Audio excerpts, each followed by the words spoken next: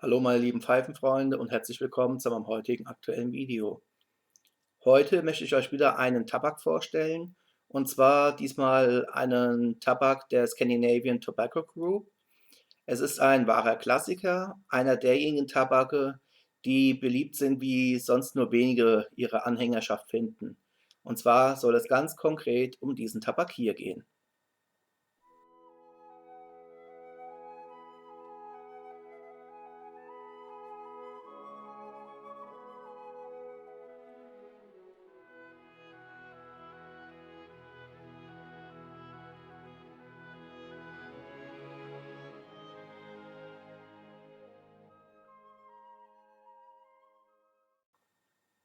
Ganz genau.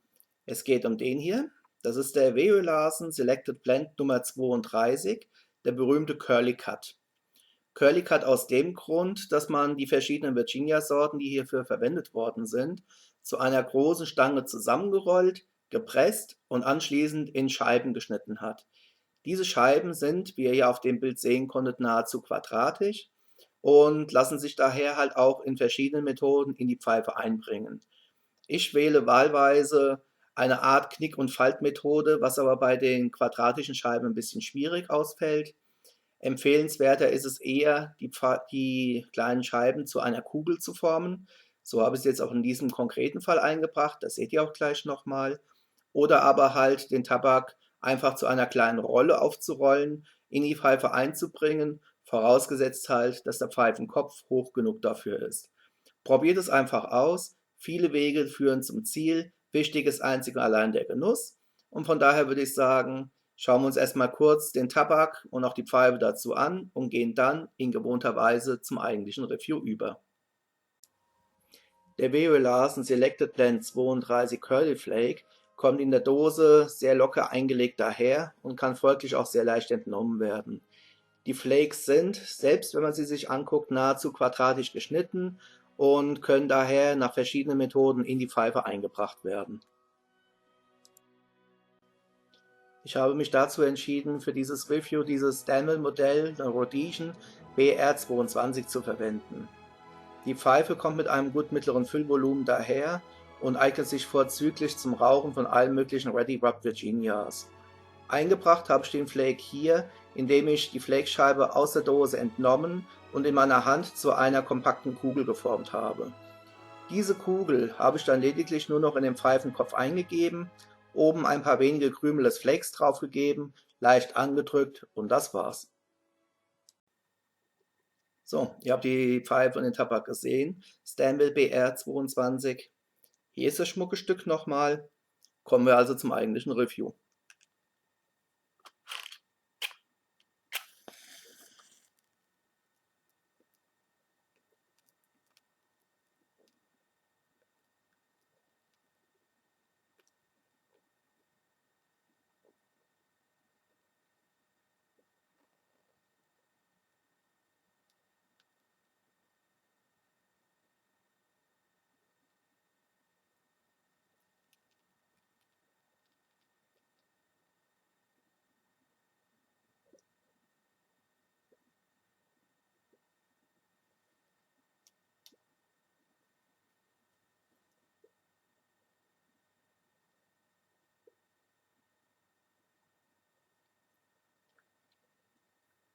Hier ist schön zu erkennen, der Tabak bäumt sich doch einigermaßen stark auf.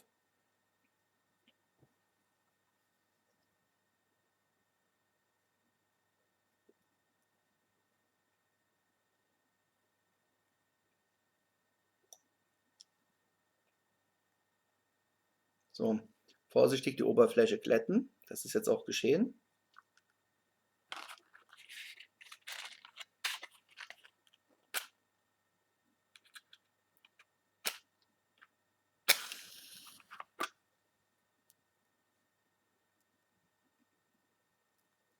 Und nachzünden.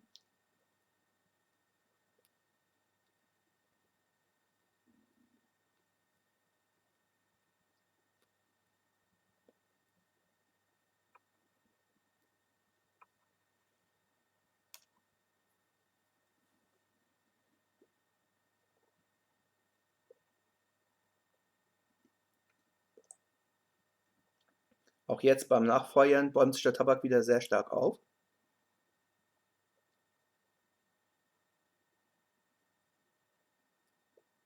Ein deutliches Zeichen dafür, dass man ihn beim Stopfen keinesfalls zu fest einbringen sollte und dass man auch daran bedacht sein sollte, zum Kopfrand hin auf jeden Fall ein wenig Platz zu belassen.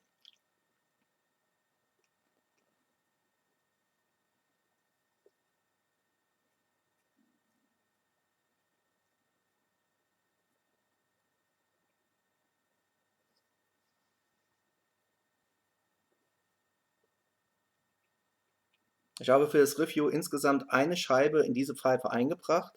Das Füllvolumen ist ein mittleres Füllvolumen.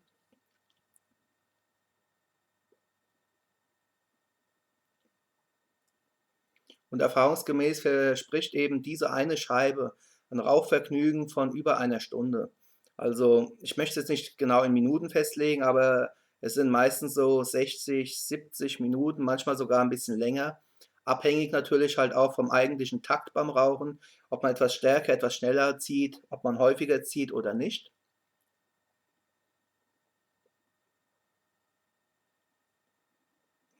Und wenn man natürlich dann 2 Scheiben nehmen sollte bei einer noch größeren Pfeife, sollte man auf jeden Fall bedacht sein, dass man dafür mindestens 2 Stunden rauchen wird.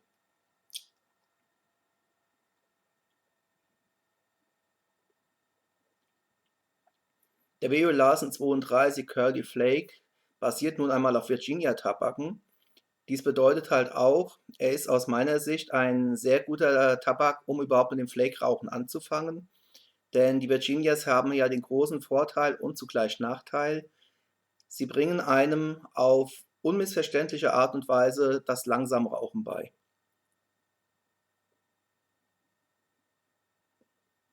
Bedingt durch den hohen Zuckeranteil der Virginia-Tabake tendieren diese nämlich dazu, bei zu einem zu heißen Rauchen bitter und gallig zu werden. Und auch beim Entzünden der Pfeife merkt man das anfänglich immer so ein klein wenig.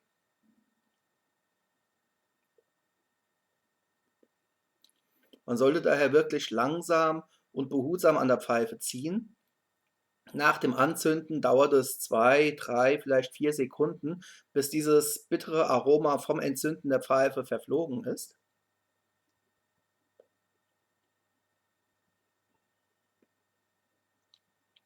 Und einem wirklich sehr, sehr angenehmen Geschmack Platz macht.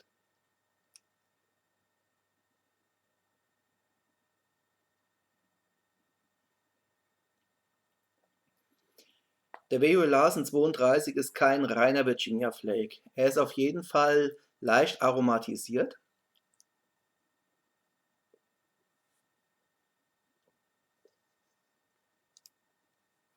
Auf der Seite von Darnpipe heißt es hier so schön: feinste zitronengelbe und orangefarbene Virginia-Tabak aus den USA und Afrika werden gepresst und in Stränge gerollt.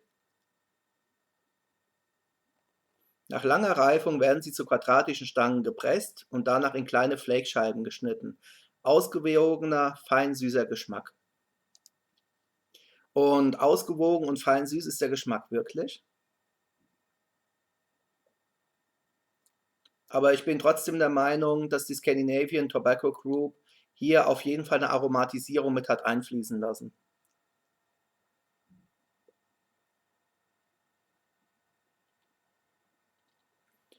Denn was ich hier definitiv herausschmecke, das ist so eine leichte Note nach einer Art Karamell.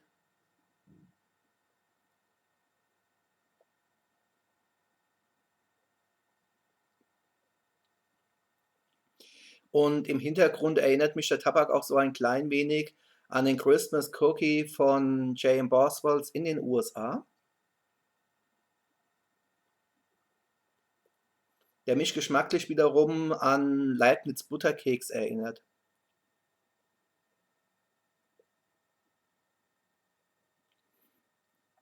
Und auch im Austausch mit anderen Pfeifenfreunden, beispielsweise auf Facebook, sind wir halt auch einhellig der Meinung, dass dieser Tabak wirklich nach einer Art Butterplätzchen schmeckt.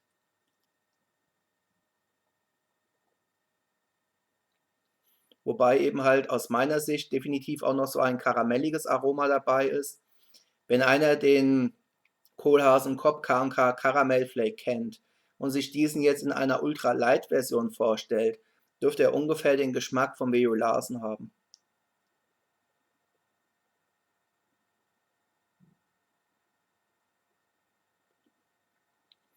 Und die Karamellisierung oder überhaupt die Aromatisierung des Tabaks ist wirklich nur leicht. Sie unterstreicht eigentlich eher so den natursüßen Geschmack der in dem Tabak enthaltenen Virginias.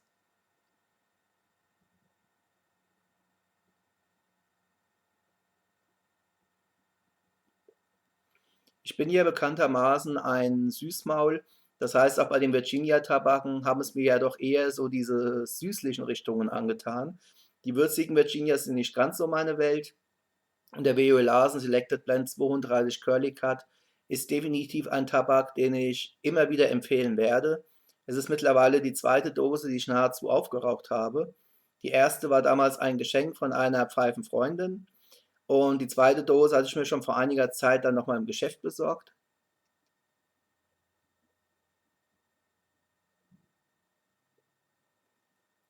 Und ich bin mir auch sicher, dass der Tabak auch in Zukunft wieder bei mir Einzug in meine Tabakbar erhalten wird. Ich denke mal auf jeden Fall noch diesen Jahres.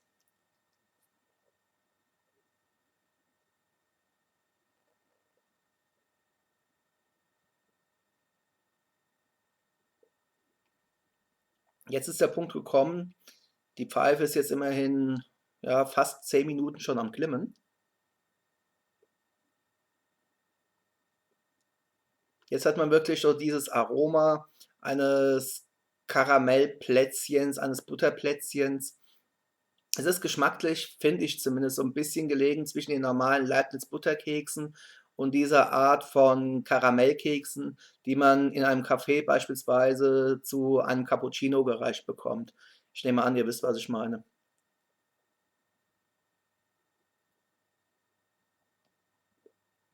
Sprich, es ist einfach nur lecker und aus meiner Sicht definitiv ein Tabak, der sich besonders halt so gegen Nachmittag empfiehlt. Vielleicht wirklich zu einer Tasse Kaffee, zu einem Cappuccino oder halt zu einem passenden Tee.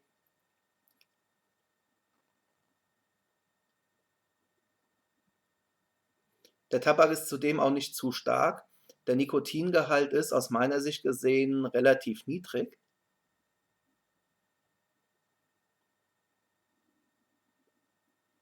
Ich habe den Tabak auch schon in den Abendstunden geraucht, hatte danach keinerlei Probleme mit dem Einschlafen. Wer da also ein wenig empfindlich sein sollte, kann dann eben den Veolasen 32 dennoch meiner Meinung nach sorgenfrei genießen. Das war es auch schon soweit von mir.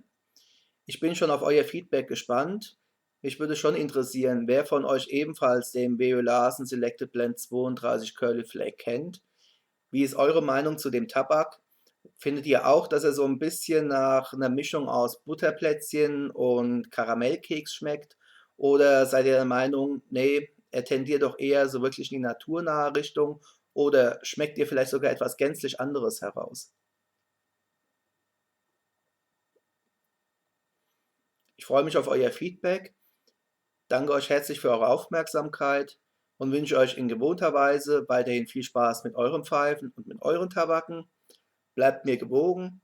Wir sehen uns wieder auf meinem Kanal hier. Happy Puffing und bis zum nächsten Mal. Macht's gut. Ciao.